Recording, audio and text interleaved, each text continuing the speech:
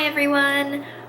So I just wanted to introduce myself first. I'm Rachel. My name's Rachel Wong. I will be a junior. Okay, I'm a junior in college this year. I attend Macalester College in St. Paul, Minnesota. And I was originally born in Hong Kong, but my family immigrated. So in the US, I call Atlanta home. So the purpose of me making this video is that I don't know if many of y'all know that I've been chosen as a recipient of the Benjamin A. Gilman International Scholarship for studying abroad, and I will be studying abroad in Seoul, South Korea at Ewha Womans University, which is the top women's university in South Korea and the largest women's university in the world. So the purpose of this is that in my project proposal for the Gilman Scholarship, I wrote that I will be blogging my entire experience and vlogging my entire experience, and with particular attention to subjects that may pertain to students who study abroad and are from underrepresented demographics, whether those are like minority students, low income, first generation college students, and things like that. So I will be hopefully documenting my experiences and help help increase access for future students from these underrepresented demographics, for them to consider studying abroad as an option. Yeah. So a bit about why I'm studying abroad. So aside from the fact that I'm an international studies major at Macalester and that studying abroad is a requirement for me, I personally really like traveling, and I like actually experiencing another person's culture. And this is not in the sense that I'm going there as a tourist, consuming someone else's culture for my entertainment. I really like learning about another culture in its entirety. So that's through its like attractions, foods, history, the good and the bad, things like that. And I think for me also, as an immigrant myself, I know how it feels like being immersed in another culture, and personally I know that I'm like looking at my computer, I have my notes there. Personally, I feel that having the ability, having the experience, having the opportunity to immerse yourself in a different culture is very rewarding. Not only do you learn about the culture you're immersing yourself in, about that country, the city, things like that, you're also learning a lot about yourself. Whether you're like a flexible person, a person who can adjust to new environments really easily, you learn about yourself and your limits. And I feel like that's a very valuable lesson that will be very helpful to a person's future.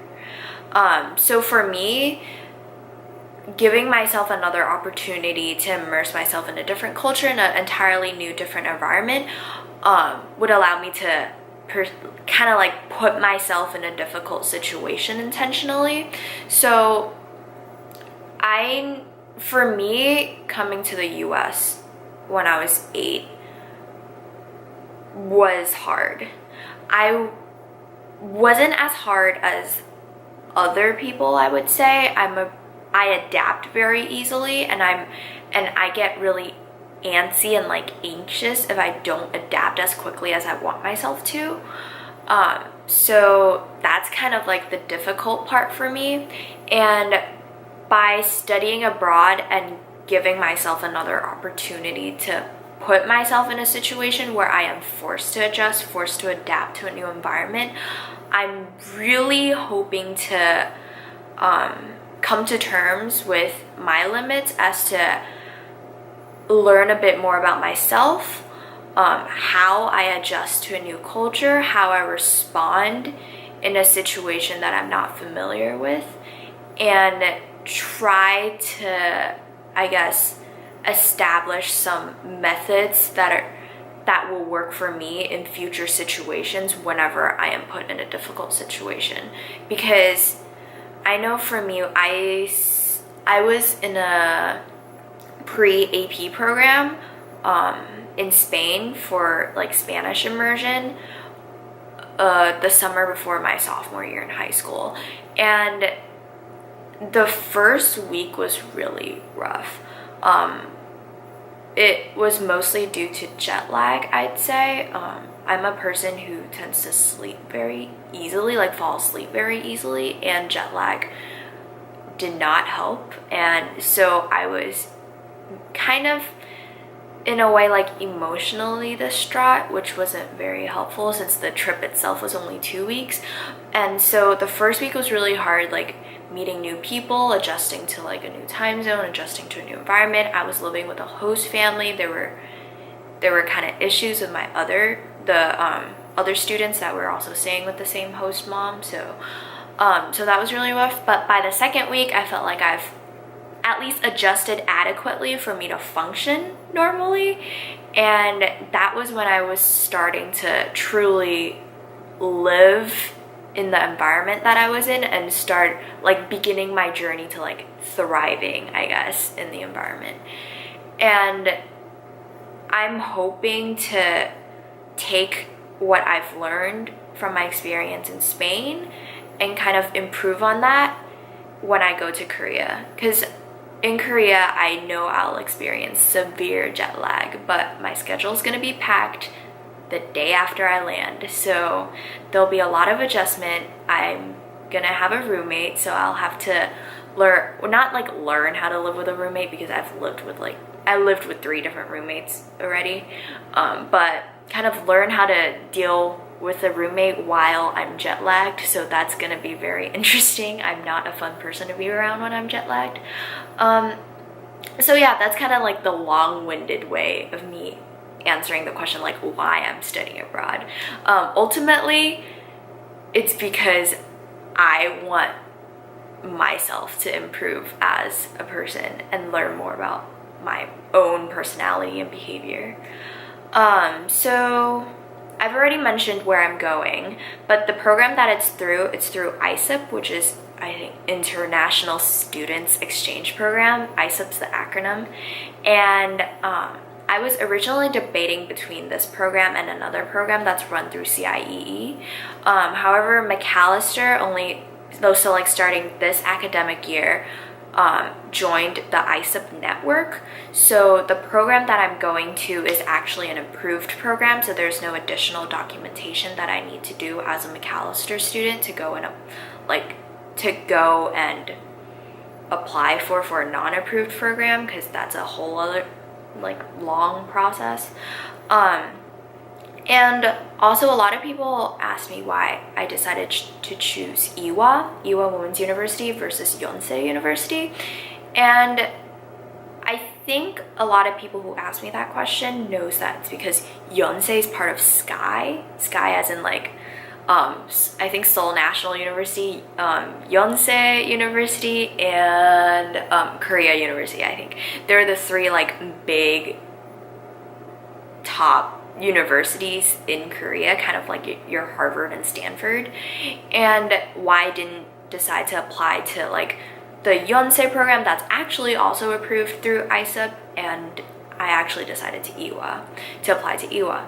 And for me, the reason's actually pretty personal. So for me, I considered Yonsei, but I decided against it because I didn't want to apply to Yonsei because of the name and the fame. And during my college application process, I actually was debating between McAllister and another women's liberal arts college, which I will not name. If you know me, you know which college I'm talking about. But turns out that college didn't give me as much financial aid as McAllister, so I decided against it. But for me, being able to spend a semester abroad at Ewha, which is a women's university, is kind of like the best of both worlds for me. I get to have the education that I want at McAllister for 4 years, but I also get to spend a semester abroad at a women's only institution. So I feel like that would be like a really nice balance for me. Okay, another question. So why did I choose South Korea? That's another big question that I often get. Mostly because I have studied Spanish intensively since my freshman year of high school. So I've taken Spanish since freshman year of high school, and I actually took Spanish for 3 out of the 4 semesters that I've been in college so far. And yet I am not a Hispanic studies minor, nor I plan to declare anything with Spanish. So I think for me, I feel that I have, well, this is more personal, so like of course this reason's not like, will not be applicable to everybody, but like for me, I have Spanish speaking friends. My closest friend speaks Spanish, so I feel like I'm able to maintain a certain level of Spanish even without going to Spain. Of course, like I will never reach the point of like fluency if I don't immerse myself culturally, and that is the sacrifice that I'm making because I'm not going to a Spanish speaking country for my study abroad program. So that's kind of one reason. Another one's that I've considered Spain, but nothing really in Latin America drew me in, at least for like spending time there an entire semester. So if I were to choose between Spain and South Korea, I decided against Spain because the program that is approved and I was researching about didn't have very good comments from students who are there academically, and a lot of people talked about being in the whole like American study abroad bubble, like this whole group of American students in Europe, and the cost of living in Spain is ridiculously expensive. And with the program costs and what those costs actually cover, I actually thought that it would be cheaper to go to South Korea. So like this was all before Gilman. So I was already thinking about programs with finances in mind. And also I decided on South Korea because I personally became interested in the South Korean culture through Korean pop. In 7th grade, there was a student who, in my class, a new student who came into my class. Her parents moved to Atlanta temporarily because they got jobs at Emory. And she introduced me to like Korean culture and Korean pop culture. And what was really interesting was that that happened during a time I was very insecure, I guess you can say, about my identity, about my heritage as an Asian American, in particular a Hong Konger. And my friend, she was very, not outspoken, but she was very proud. She was very proud of her Korean heritage. She loved sharing what she knew about her country to everyone else. And in a way, like, I admired her. And so through my interest in South Korea, that's how I rediscovered my own Hong Kong heritage. And so for that, I've also become interested in the South Korean culture and the Korean culture in general. So it started with Korean pop music, and I still listen to Korean pop music, but started Korean pop music, then it was like Korean entertainment, so like your variety shows and like K-dramas, things like that. But then slowly it kind of evolved into me reading about Korean history, learning about Korean like culture, learning about Korean food, the Korean language. So one of the things I'm looking forward to when I'm in Korea is that I'd have the chance to actually learn the Korean language. So Macalester doesn't offer Korean, although you can take classes at the U, so like University of Minnesota. I can't fit that into my schedule, so I've taught myself like the basic Korean alphabet, Hangul, and that was kind of like high school, and I've tried to like keep up and like learn a bit more about Korean grammar and things like that. But you know, when you're not taking an actual course, you're not being pressured and forced to learn something, it kind of takes a backseat to everything else. So when I'm abroad in Korea, I'll actually be taking a course in Korean, so to learn the language. So I feel like that'd be very helpful. Plus I'm immersed in the language and the culture, so hopefully that gives me a chance to retain a lot of the language skills that I will learn. So yeah, so this is basically it for my first video. I just wanted to introduce myself, make myself available to all of you guys out there who are looking for resources.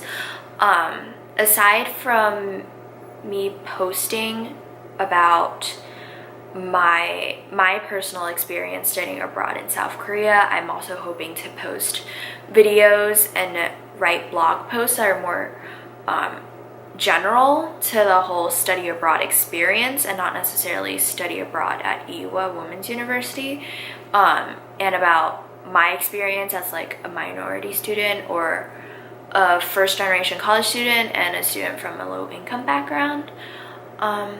So yeah, if you would like to connect with me, please follow me on social media and subscribe to this channel. I will be hopefully posting regular-ish videos, maybe like once or twice a month, about my experience in South Korea, my experience studying abroad. Please also bookmark my blog link, which I will post down in the description box, so please check.